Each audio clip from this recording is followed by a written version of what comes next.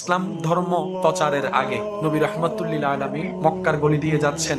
এক ঘর থেকে কান্নার আওয়াজ শুনে নবীজি থেমে ওই ঘরে গিয়ে দেখলেন একজন কালো বর্ণের মানুষ, হাবশী গোলাম তৎকালীন সময়ে কাজ করছে, শরীর থেকে ঘাম ঝরছে, চোখ থেকে পানি পড়ছে।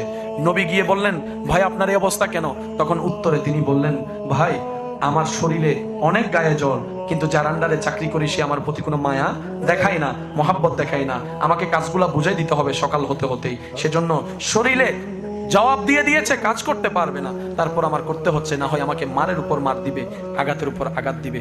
যে নবীকে আল্লাহ মেরাজের ধুলা বানিয়েছেন, সুবহানাল্লাহ, যে নবীকে আল্লাহ সমস্ত নবীদের ইমাম, মাতার তাজ বানিয়ে দিয়েছেন, সুবহানাল্লাহ, যার প্রশংসায় রব্বুল আলামিন নিজেই কোরআনের আয়াত নাজিল করেছেন, সেই নবী ওই গোলামকে বলছে, যাকে সমাজে 2 পয়সার দাম দেয় না, ওনাকে বলছেন, ভাই আপনার শরীর তো অনেক অসুস্থ, আপনি একটু আরাম করেন, আপনার কাজটা আমি করে দিচ্ছি, আপনার কাজটা আমি করে দিচ্ছি।